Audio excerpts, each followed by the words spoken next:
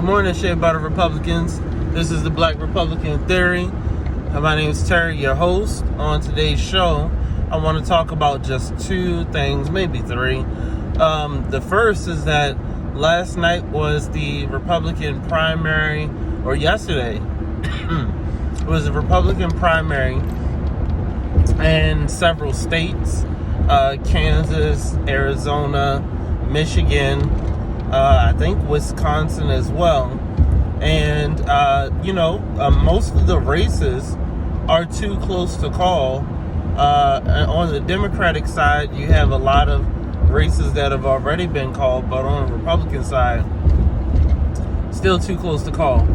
Second thing, and so, we got to see, what comes of that.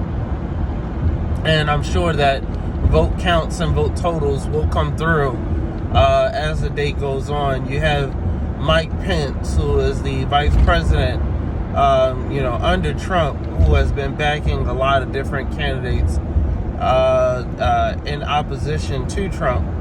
And right now there's really a battle for the soul of the Republican Party. And what will happen is that what is considered the establishment and the activist base, they will continue to, not duke it out, but, it's like a pendulum. Every 4 years, one side is going to win out, and the other side is going to say, okay, well, I either support this candidate or not. It will pretty much fluctuate.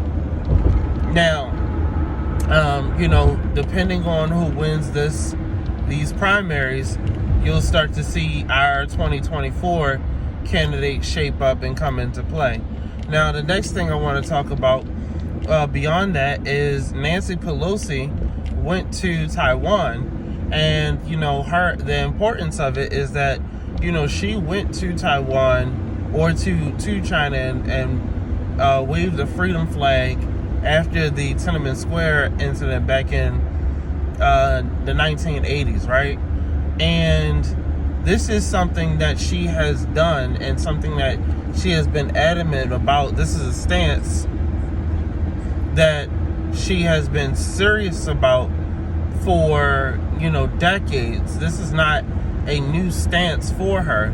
And so, I think that it was particularly important that she did go over there, because after China said, okay, well, we will shoot down your plane, that made it, okay, if an American official backs down from China in this regards, after they made such a veiled and or not so veiled threat, then, if they had backed down as an American official, it would show weakness. And quite frankly, number one, Nancy Pelosi's from Baltimore, and she ain't gonna show no weakness. But second off, is that it's important to show to our geopolitical adversaries that we do have, strength.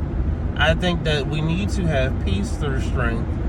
And what that means is America is a beautiful country.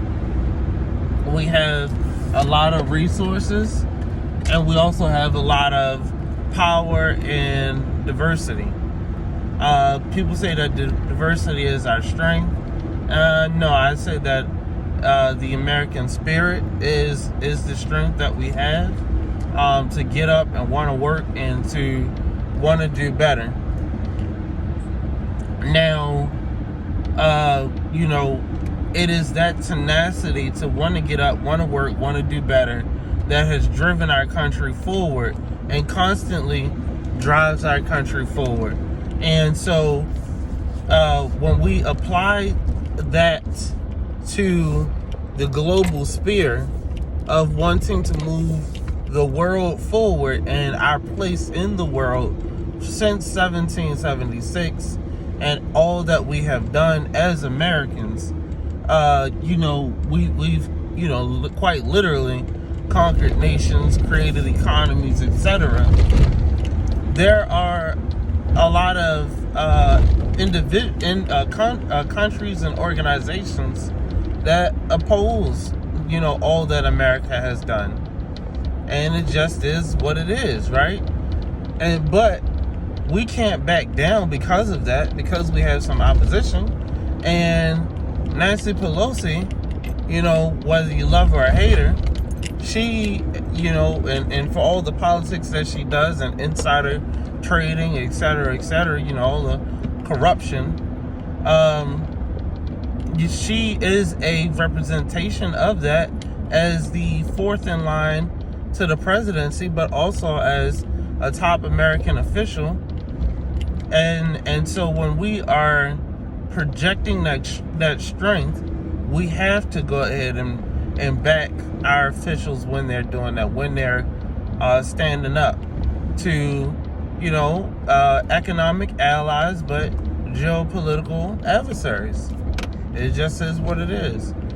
Now, do I think that the U.S. and China will ever, go all out? I don't think so. We have too much on the line, both countries, to do that. So, anyways, guys, that's the video for today. It was just a quick take of, what's going on in the world. It's been a Black Republican Theory. Thank you so much.